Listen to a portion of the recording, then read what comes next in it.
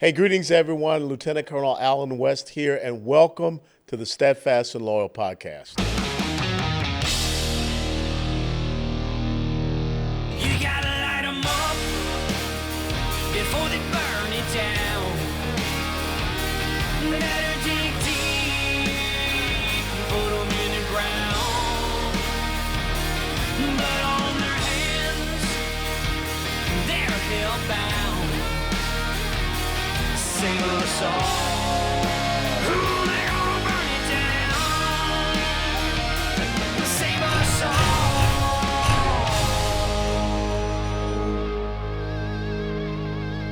before they burn it down.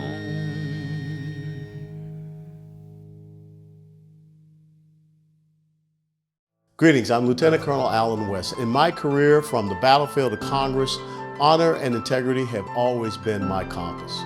When it comes to building a precious metals portfolio for my family, I choose United Patriot Coin. Their commitment to honesty and transparency aligns with everything I stand for. They care about our great country and focus on serving patriots from all walks of life. They've teamed up with veterans of the precious metals market to create a new kind of gold dealer designed to serve the needs of a new type of gold buyer. And that's why I know I can trust them when it comes time to buy my gold and silver. If you value honesty and reliability as I do, then join me.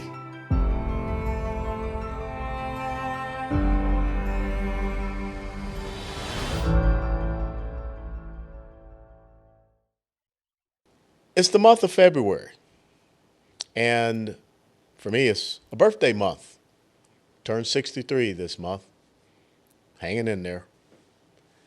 Ronald Reagan's birthday is this month. George Washington. So we have President's Day. But what we really have started to focus on in the month of February is a thing called Black History Month. And, some people say, well, Colonel, do we really need a Black History Month? I think it's important that we remember and we start to celebrate achievements and accomplishments and, some of the things that have happened in our respective communities that help us to be e pluribus unum. But there has to be some type of foundation, some common goals, principles, and values that we have in celebrating these months. You have Hispanic American Month, Asian Pacific Heritage Month, you have Women's History Month. You ain't gonna talk about that, 1 month where there are all these rainbow flags come out. Unless you're talking about the real reason of the rainbow, which is God's promise to man, to Noah. But I don't think that's what the rainbow month is all about. It's about perversion and weirdness, sexualizing children.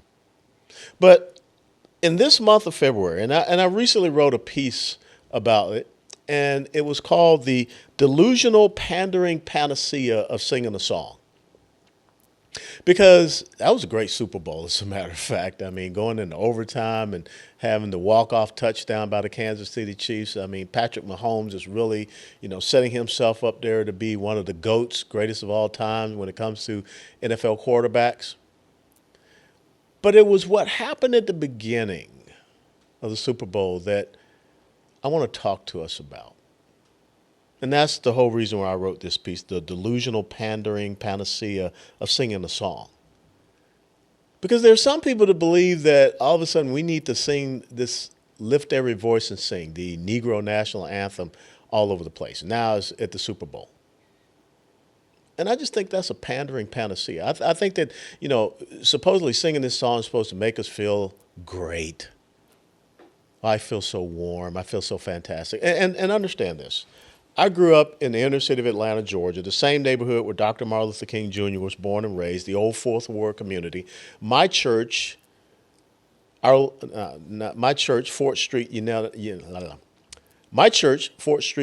Methodist Church, was on Boulevard Avenue. And all of these great civil rights rooted churches were there on Boulevard. And Boulevard took you to Auburn Avenue, and of course, at the intersection of Boulevard and Auburn Avenue, that's where you had Ebenezer Baptist Church. The oldest black Catholic church was also on Boulevard, Our Lady of Lourdes. And that's why I went to elementary school, Our Lady of Lourdes Catholic Church school. So every service, conclusion of every service at Fort Street United Methodist Church, growing up as a kid, at the end of the service, we sang Lift Every Voice and Sing. I mean, we sang it as a spiritual. We sang it as something to close our church service out. But it's not up there the same as our national anthem. It's just not. And I don't see why we try to equate it as such. Like I said, it's some pandering panacea. Oh, if we sing Lift Every Voice and Sing before the, NBA finals or before the Super Bowl or before Daytona, I don't know, it's supposed to make us feel good. No. Because now, okay, so if we got a black national anthem, what's the white national anthem? Uh-oh. Colonel, you can't say that. Of course I can. Well, what's the Asian national anthem? And oh, by the way, the Asian national anthem, well, then maybe will the Japanese like it? Will the Koreans like it? Will the Chinese like it? Will the Filipinos like it? Will the Samoans like it? How do we come up with an Asian national anthem? How about a Hispanic national anthem? Well, will the Mexicans like it, or the Venezuelans, will they like it, or the Puerto Ricans like it, or the, Colombians like it? I don't know. Or the Hondurans, Ecuadorians. See, this is the pandering panacea that we need to move away from. And then all of a sudden, what about the Dutch? Do they get a national anthem? After all, New York, that was settled by the Dutch till the English came along. Wall Street was, built by the Dutch as a fortification there. That's why they call it Wall. Or how about a German national anthem? Do we need to have a German national anthem, or an Italian national anthem, or a Spanish national anthem? Oh, does the Spanish national anthem fall along with the lines of the Hispanic national anthem? I don't think so. It's a little bit different. Or maybe the Cubans might want a different national anthem. You see what I'm getting at? So in this month, instead of us worrying about we sing a song and that's supposed to make everybody feel good, let's look at what is going on in the black community. Because once again, here we're about to see the month of February pass. And what have we done to look at some of the problems within the black community? We did a little piece about our dear friend Margaret Sanger, a white supremacist, a racist, spoke at Klan rallies. The organization that she founded, Planned Parenthood, was founded basically to eliminate the human weeds, the unfit blacks from existing here in the United States of America. She said that in her words. And if you don't remember, we can go back and we can show you again the quotes that we read from Margaret Sanger. And today, Planned Parenthood, an organization that is really has the blood on their hands of almost 25 million black babies dismembered in the womb since 1973 Roe v. Wade, is now headed up by a black woman, Alexis McGill Johnson. Now, she says that she recognizes the racist past of Planned Parenthood. What are you going to do about it, Alexis? Last time I checked, 70 to 73% of Planned Parenthood clinics still in the black community. It's a really, really big headquarters building on the south side of Houston. Planned Parenthood at the top of it. It's not in the white community. It's in the black community. Not too far away from Texas Southern University. What are you going to do about it? We can sing a song, lift every voice and sing, but what about the voices of those little black babies that you can't hear when they're being dismembered in the womb? 25 million. How many Oprah Winfreys? How many Martin Luther King Jr.'s? How many Patrick Mahomes? How many Allen West? How many Condoleezza Rices? How many Clarence Thomases, Thurgood Marshalls? I can go on ad nauseum, ad infinitum. Had their lives ended in the womb, the safest place where a child is supposed to grow, because of the legacy of a white supremacist and a racist. And now, of course, Ms. Johnson, Alexis McGill Johnson, your organization that you head up, Planned Parenthood, you're into a new line of business, not just dismembering babies in the womb, but now you want to mutilate the bodies of children. That's your new line of business, this whole gender dysphoria thing and, God's creation, male, female, man, woman, little boy, little girl. You want to restructure that. You want to change that. Why aren't we talking about that in Black History Month? Why aren't we talking about the decimation of the traditional nuclear family? Oh, well, we can't talk about that, Colonel, because Black Lives Matter, the organization that was founded by avowed Marxists, females that we put on the cover of Time magazine, Newsweek, all over the place. When was the last time we heard from them? Weren't they in some kind of legal problems because they took the donation money and they used it to buy mansions and things of that nature? Oh, stop, Colonel, come on now. You can't talk about that. They had a right to take donor money and use it for whatever they want. But Black Lives Matter, these, women, they said that the traditional nuclear family was racist. Sounds to me like they've aligned themselves with Lyndon Baines Johnson, who began the decimation of the Black community, which once upon a time, back 63 years ago when I was born in February 1961, 75, 77% two-parent household in the Black community. Today, it is 24%. You can go back and trace Johnson's Great Society programs. Giving a woman who has a child out of wedlock a check. No matter how many children she has out of wedlock, the government will continue to give her a check, except there cannot be a working man in the home. Now, today, it's like, 24%? Two-parent household in the Black community, just decimated it. So what does singing Lift Every Voice and Sing have to do with singing about the decimation of the Black family or rectifying the situation of the decimation of the traditional nuclear Black family? Because when you think about that, that has brought about so many of the ills that we see within the inner city community. No strong two-parent household. Because again, that's a symbol of white supremacy and racism. That's what these Black Lives Matter chicks said, avowed Marxists. As a matter of fact, what does Karl Marx have to do with the Black community? I mean, really? Two avowed Marxists being in charge of an organization called Black Lives Matter that is funded by a former Nazi collaborator by the name of George Soros. Man, let me tell you something. Why ain't we singing about that? Oh, Colonel, there you go again. Want to tell that truth stuff and upset folks and hold folks accountable. Yeah, that's what I do. That's what I'm called to do. But, everybody's clapping. Yay, we sang Lift Every Voice and Sing before the Super Bowl. But our kids only have 24% two-parent households. And we have murdered close to 25 million Black babies by dismemberment in the womb. But we got to sing Lift Every Voice and Sing at the Super Bowl this year. Oh, and we had a Black guy singing the halftime show at the Super Bowl. What does that have to do with the issue of education? Educational freedom, parental choice. Once upon a time, there was a political party in the United States of America, Democrat Party, that said to young Black kids, you can't get into these schools. We don't care what the Supreme Court ruled with Brown versus the Board of Education. We still believe in Plessy versus Ferguson, 1896. Who cares about this 1954 Supreme Court ruling? You ain't getting into our schools in Arkansas. You ain't getting into our schools in Mississippi. You're not getting to our schools in Alabama, George Wallace standing there. You're not getting to our schools in Georgia, Lester Maddox, where I grew up. So this party once kept Black kids from getting into quality institutions of education.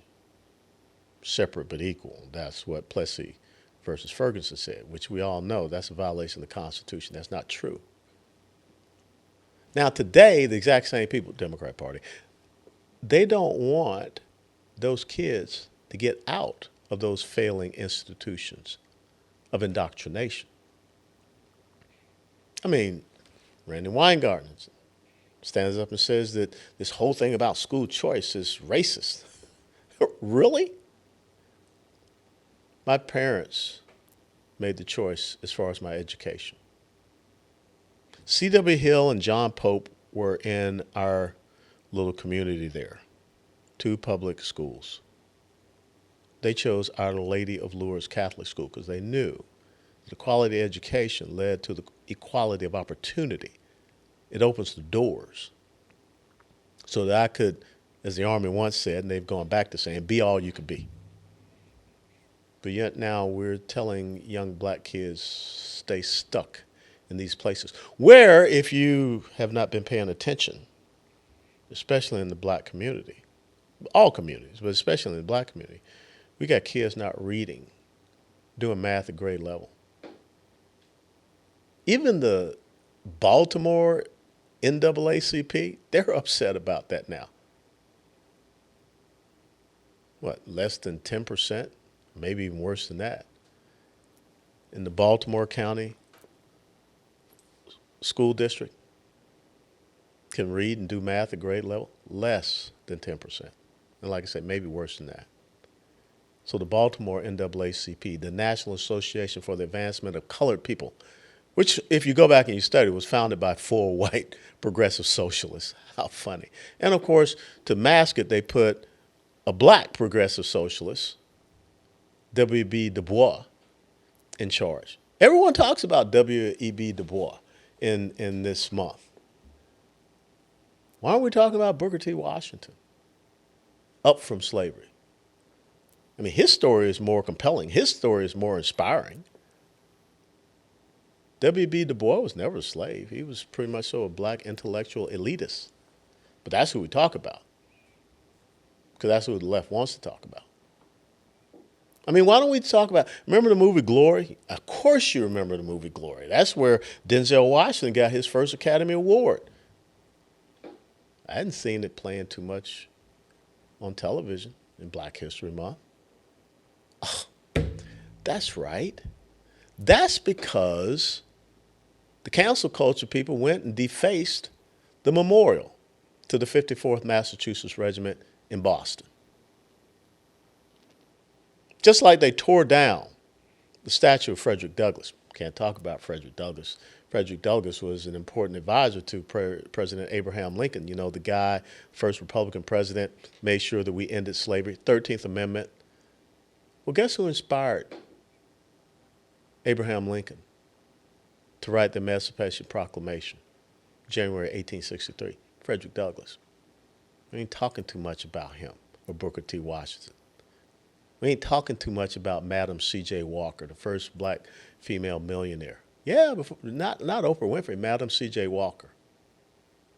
We're not talking about Henry O. Flipper, first black graduate from West Point, a Georgian, like yours truly, originally born there.